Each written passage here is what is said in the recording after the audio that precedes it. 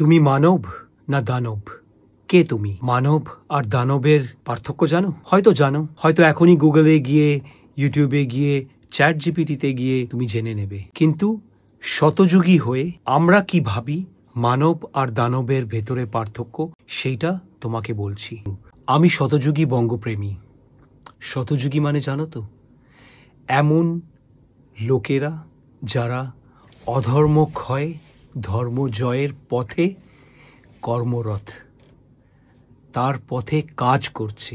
তারপরে এখন ২৭ বছর পর আমি তোমাদের কাছে এসেছি তোমাদের শতযুগী বঙ্গপ্রেমী হওয়ার জন্যে, প্রেরিত করার জন্যে।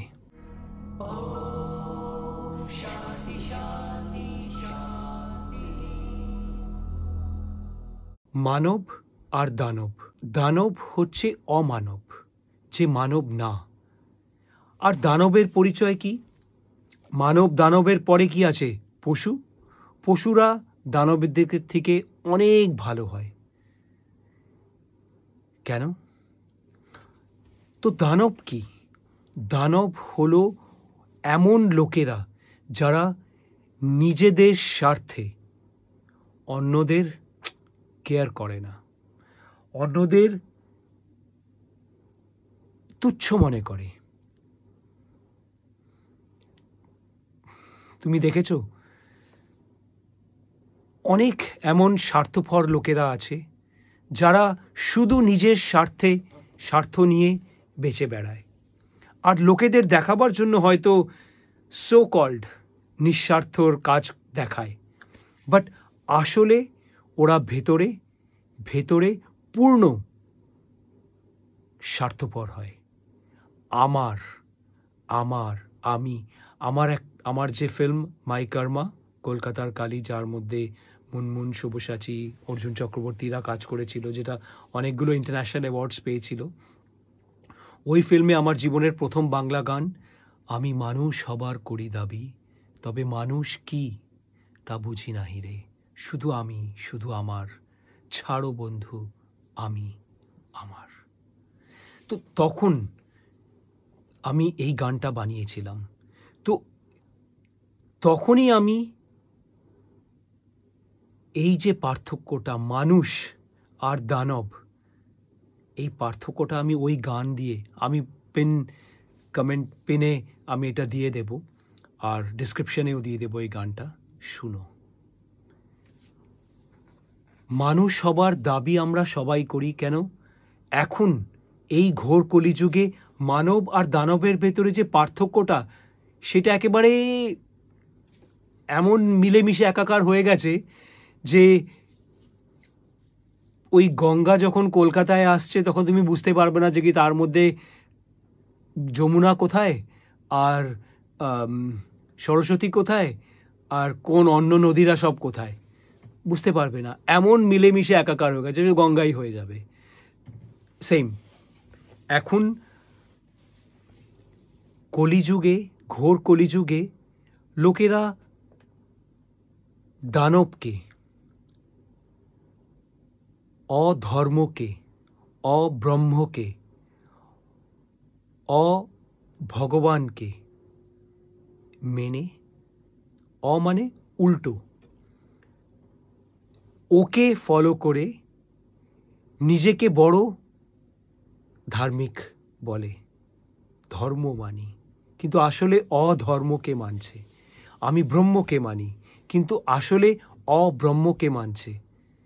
তো এইভাবে এমন মিশে গেছে যে মানুষ আর দানবের ভেতরে পার্থক্যটা একেবারে হারিয়ে গেছে। তাই জন্যই আমাকে এসে ওই পার্থক্যটা, হয়তো ওরা জানে কিংবা হয়তো জানে না, যে আমি যখন শুধু নিজের স্বার্থ নিয়ে কথা বলছি, নিজের স্বার্থ নিয়ে কাজ করছি, নিজের স্বার্থ নিয়ে নিজের ২৪ ঘন্টা একটা দিনে শুধু নিজের স্বার্থের জন্য করছি। নিজের মানে কি? নিজের মানে আমার নিজের স্বার্থ, নিজের মানে আমার পরিবারের স্বার্থ, নিজের মানে আমার বন্ধুর স্বার্থ, নিজের মানে আমার ফ্যামিলির স্বার্থ, নিজের মানে আমার বউয়ের, আমার সন্তানের, আমার শুধু আমার মানে যেরকম হয় না, পশুরা তো বদনাম। আসলে মানুষ পশু ওদের বলে যাদের দানব ভাবে, কিন্তু আসলে পশুরা কিন্তু অনেক উন্নত দানবদের থেকে। বাট স্টিল আমি ওই পার্থক্যটা করেই বলছি, শুধু খাওয়া, নিজের ফ্যামিলির খাওয়া, নিজেরই করা, নিজের জন্য রোজগার, নিজের জন্য খরচা। হ্যাঁ, একটুখানি আমি যদি কোনো একটা মজহবকে মানি তাহলে আমি একটুখানি জাকাত দিয়ে দেবো, 10% দিয়ে দেবো জাকাত।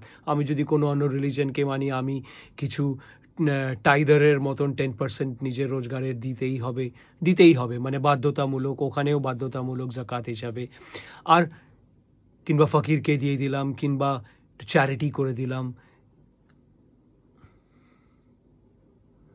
আর 90% নিজের জন্য, নিজের স্বার্থের জন্য। আর এমনও তো অনেক ধর্ম মাননেওয়ালা এমন লোকরা আছে যে কি পুরো 100%ই নিজের জন্যই, নিজের স্বার্থের জন্য, নিজের ফ্যামিলির স্বার্থের জন্য, নিজেরই সব কিছুর জন্য করছে।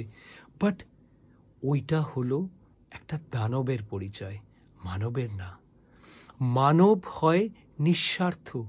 মানব তো ভগবানের রূপ নিয়ে তো জন্ম নেয়, ভগবানের গুণ নিয়ে জন্ম নেয়। একটা ছোট বাচ্চার চোখের মণি কত চমকায়, কেন কি ওর ভেতরে কত সততা, মানবতা, কত সব থাকে। কিন্তু ওরা পশুর মতনও হয়, যে খিদা পাচ্ছে, কাঁদছে, এই দরকার, এটা নিচ্ছে। কিন্তু আস্তে আস্তে যখন ওরা বড় হয় তখন ইয়া তো ও দানব হয়ে যায় কিংবা মানব হয়ে যায়। মানব বেশিরভাগ লোকেরা হয় না, দানব বেশিরভাগ হয়ে যায়। আমি এই শুধু একটা পরিচয় দিলাম মানব আর দানবের পার্থক্যে। আরও অনেক পরিচয় আছে, ভিডিওসগুলোকে বড় বড় বানাবো না। এমনিতেই এমন আমার চ্যানেলের টপিক যে বেশিরভাগ লোকই এইসব জিনিস শুনতে চায় না, জানতে চায় না, দেখতে চায় না, বুঝতে চায় না। বুঝলেই তো অসুবিধা। নিজের স্বার্থ নিয়ে থাকবো, নিজের যা ইচ্ছা করব। দেশের জন্য একটু কথা বলে নেব। 26 জানুয়ারির দিনে একটা হ্যাপি রিপাবলিক ডে, গণতন্ত্র দিবসের ওই অনেক কিছু বলে নেব। একটা সুন্দর একটা শাড়ি কিংবা একটা সুন্দর পাঞ্জাবি পরে নেব। এইসব হচ্ছে দানবের পরিচয়। আরও অনেক পরিচয় আছে, এই পরিচয়গুলো আমরা নেক্সট ভিডিওতে যাব। এখনও যদি ভিডিওটাকে সাবস্ক্রাইব না করে থাকো এই চ্যানেলকে, করার দরকার নেই। কিন্তু এই ভিডিওটাতে যা আমি বলেছি সেটাকে নিজের জীবনে ফলো করো, প্র্যাকটিস করো, আর বঙ্গপ্রেমে ডুবে যাও আমার মতন। প্রণাম।